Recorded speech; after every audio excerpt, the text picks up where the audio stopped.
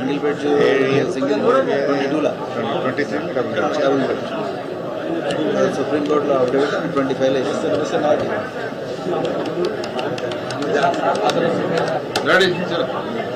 బాగుంది. అంతా మహబూబ్ నగర్ నుంచి వచ్చినట్టున్నారు.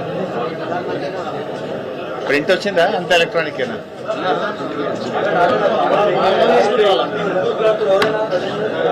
కొద్దిసేపు మనోళ్ళు ఫోన్లు సైలెంట్ లో పెట్టారు.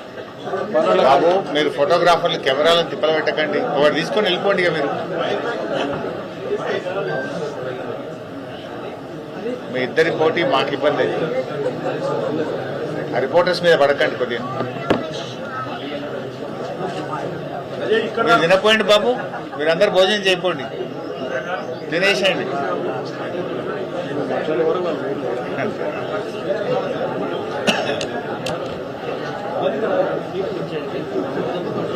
కనెక్ట్ అయిందా? స్టార్ట్ చేయాలా?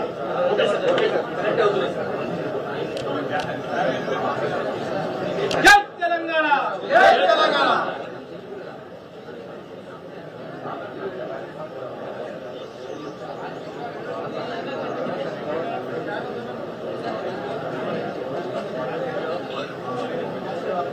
2 o'clock లైవ్ ఉందా? బులెటిన్స్ ఉంటాయా? ఎంత అగ్గుంటాయా? హెల్త్ ఉంటాయా? యాడ్సా? 1:30కి యాడ్స్. అచ్చా, మీరు అందుకే ఇప్పుడు ఇది మిస్ అయితే మళ్ళీ వద్దని మాట్లాడుకున్నారా? అంత దూరం వచ్చినందుకు, ఇంత ఎండలు వచ్చినందుకు.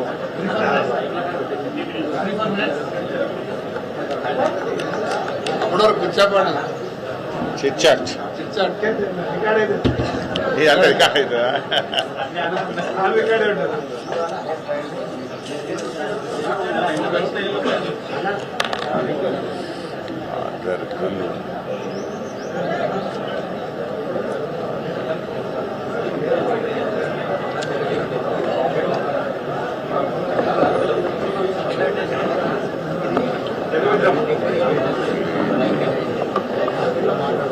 మీరు చెప్పినట్టు కదా ఇవన్నీ పొంగు లూటి ఇవన్నీ చెప్పేసినట్టు కదా మీరు. పొంగు లూటి కదా, పొంగు లూటి బాగా వచ్చింది. అదే నేను చేసిన బాగా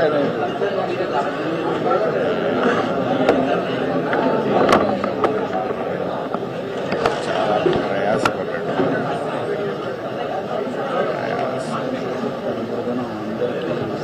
అది మీరు చెప్పారు కదా,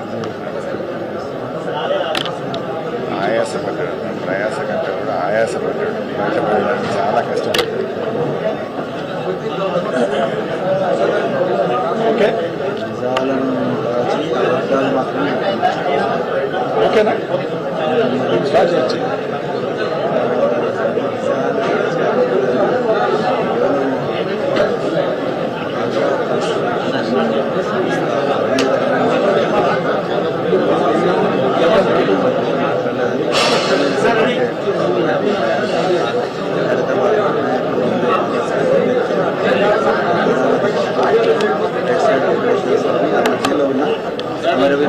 దాని పక్కనే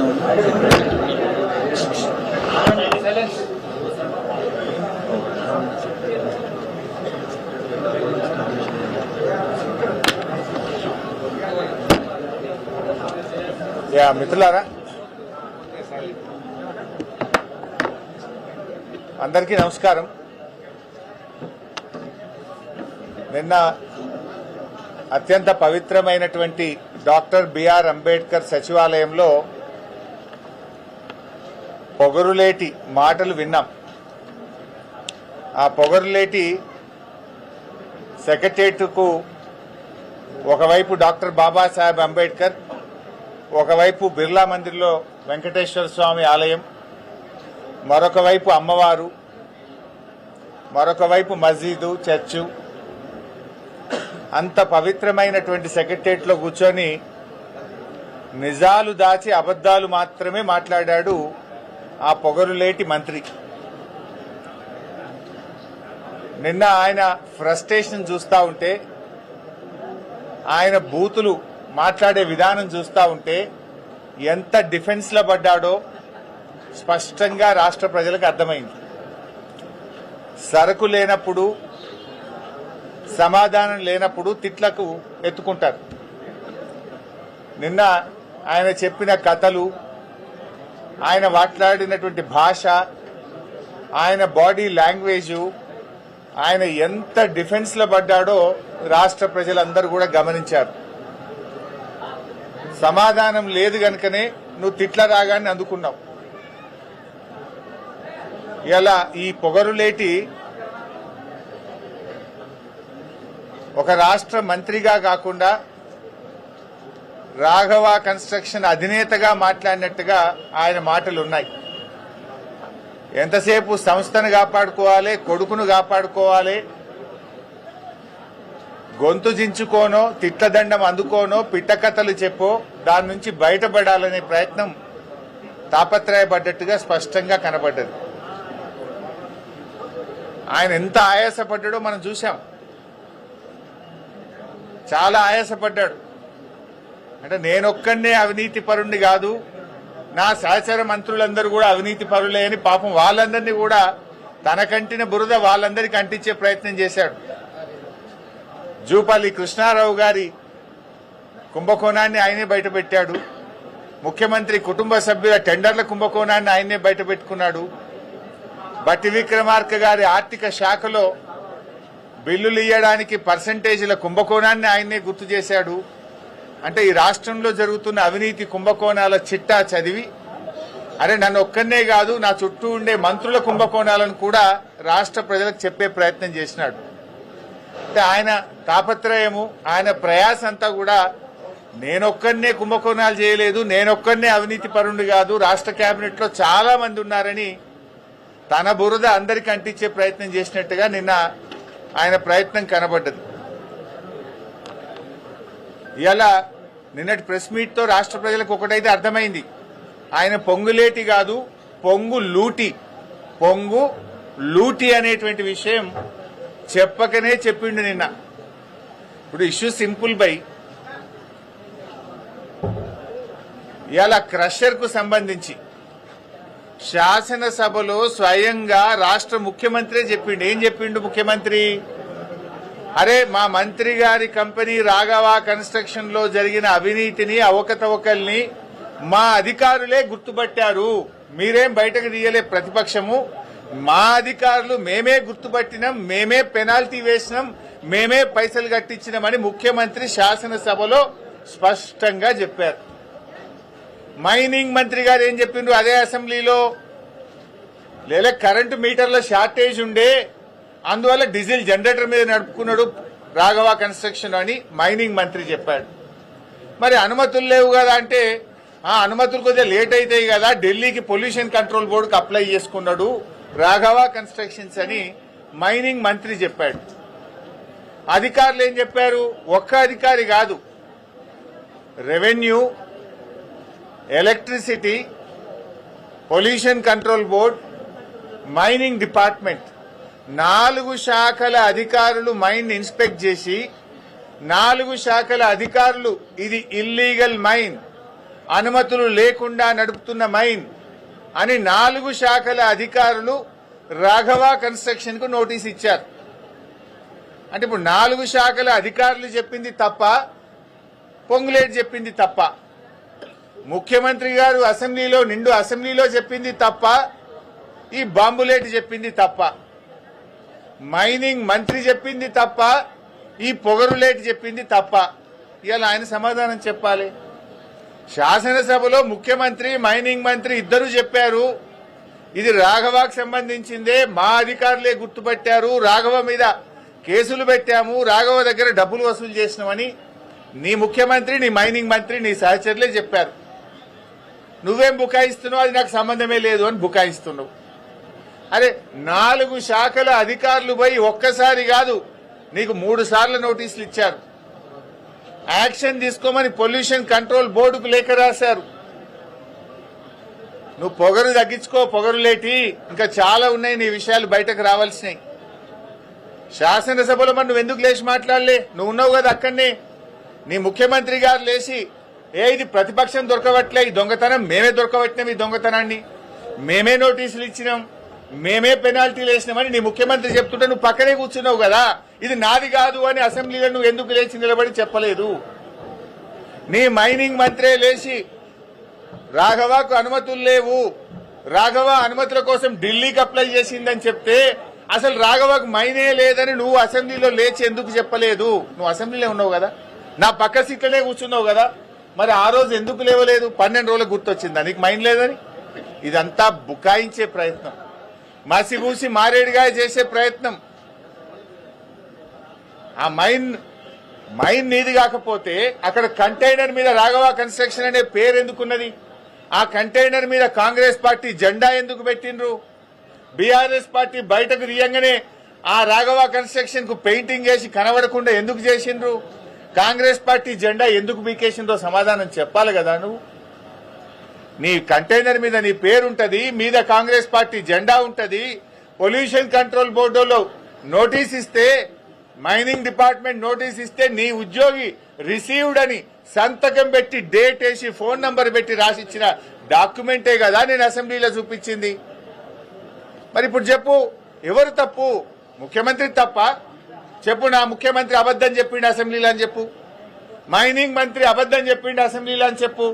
నువ్వు కూడా అసెంబ్లీలో ఉన్నావు కదా, ముఖ్యమంత్రి మాట్లాడేటప్పుడు, మైనింగ్ మంత్రి మాట్లాడేటప్పుడు నువ్వు అసెంబ్లీలో కూర్చున్నావు. నువ్వు ఎందుకు నోరు మెదపలేదు? ఎందుకు నాకు మైన్ లేదని అసెంబ్లీ సాక్షిగా చెప్పలేదు? అంటే నువ్వు బుకాయిస్తున్నావు, ఈ బాంబులేటి అబద్దాలు చెప్తున్నాడు. నువ్వు ఆ మైనింగ్ లో పొంగు లూటీ చేసినావు అనేటువంటిది ఇలా రాష్ట్ర ప్రజలకు అర్థమైంది. నువ్వు ఆ రోజే చెప్పాలి కదా.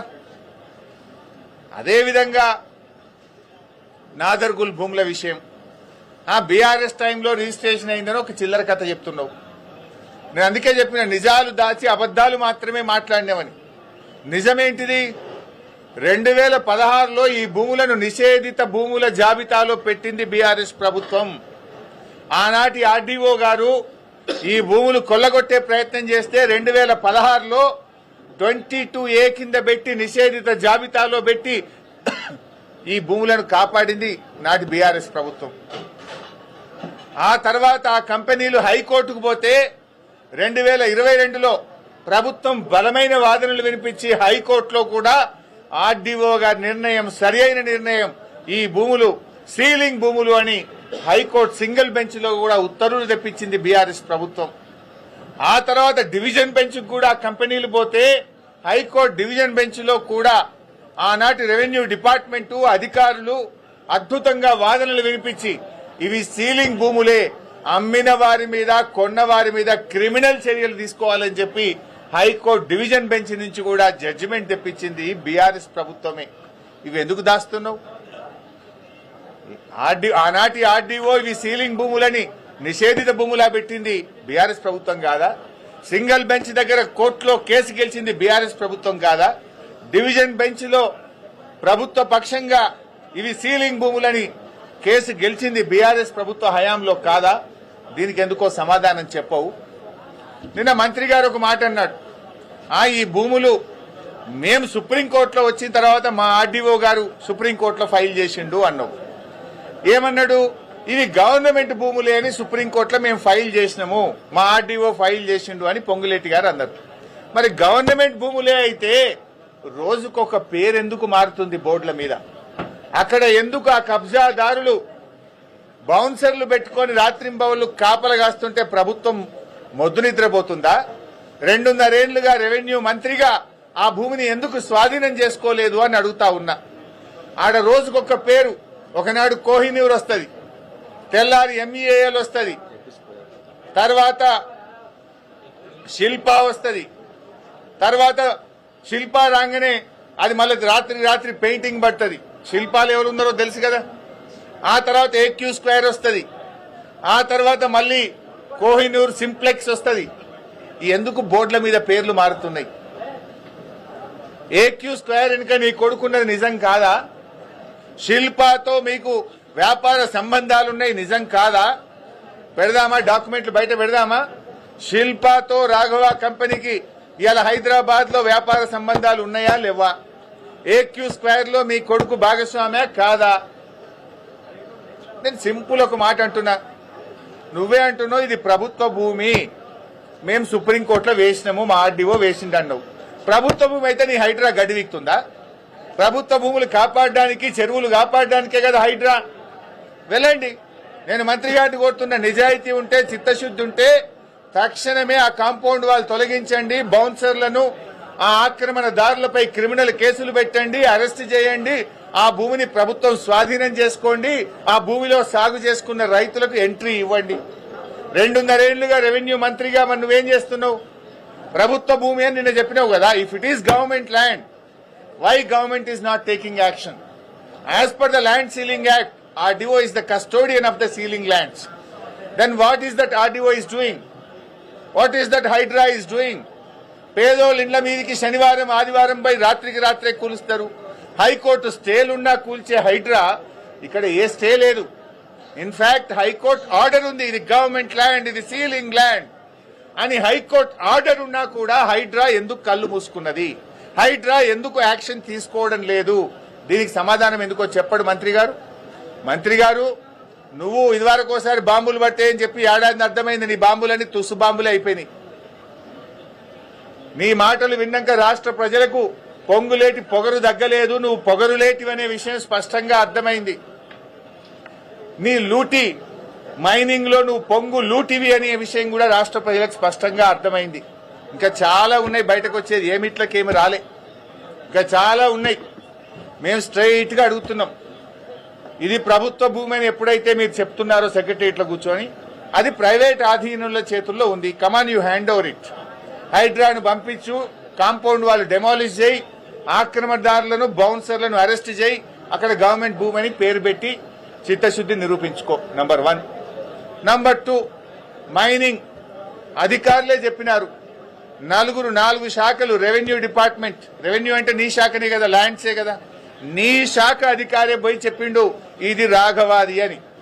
Revenue, electricity, mining, pollution control board, 4 శాఖల అధికారులు పోయి ఇది రాఘవ అక్రమ మైనింగ్ అని నీకు నోటీస్ ఇచ్చింది. ఆ 4 శాఖల మీద యాక్షన్ తీసుకో. మరి వాళ్ళ తప్ప నీ తప్ప తేలాలి కదా. మరి లేదు, నీ ముఖ్యమంత్రి, నీ మైనింగ్ మంత్రి, నీ సహచర మంత్రి చెప్పిండు కదా ఇది రాఘవది, మేమే దొరకబట్టినాం, మేమే పెనాల్టీ చేసినాం, దొంగను దొరకబట్టినాం, పైసలు వసూలు చేసినామని నీ ముఖ్యమంత్రి చెప్పిండు. మరి ముఖ్యమంత్రి చేత చెప్పి, ముఖ్యమంత్రి అసెంబ్లీలో అబద్ధం ఆడిండని చెప్పి, మరి మైనింగ్ మంత్రితో చెప్పి ఆయన అబద్ధం ఆడిండని చెప్పు. లేదు, నువ్వు క్షమాపణ చెప్పు ఫస్ట్. ముఖ్యమంత్రి, మైనింగ్ మంత్రి అసెంబ్లీలో లేచి రాఘవకు మీటర్లు దొరకలే కనుక డీజిల్ జనరేటర్ మీద నడిపిండు, అనుమతుల కోసం ఢిల్లీకి అప్లై చేసుకున్నాడు, రాఘవకు మన పొంగులేటికి సంబంధమే లేదు అని ముఖ్యమంత్రి అసెంబ్లీలో మాట్లాడిండు. మరి నువ్వెందుకు ఆ రోజు అసెంబ్లీలో మౌనంగా తల కిందికేసుకొని కూర్చున్నావు? క్షమాపణ చెప్పు. మరి ఆ రోజు నేను లేవలేదు అసెంబ్లీలో, నాకు అర్థం కాలేని క్షమాపణ చెప్పు. మరి 12 రోజులకు ఎందుకో నీకు జ్ఞానోదయం అయింది?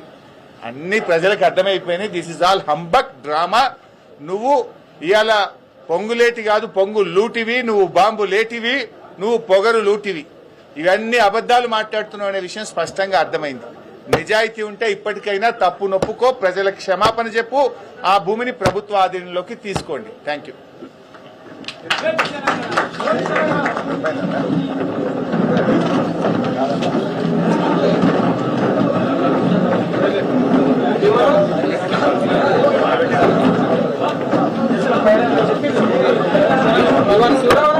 అందరికీ నమస్కారం.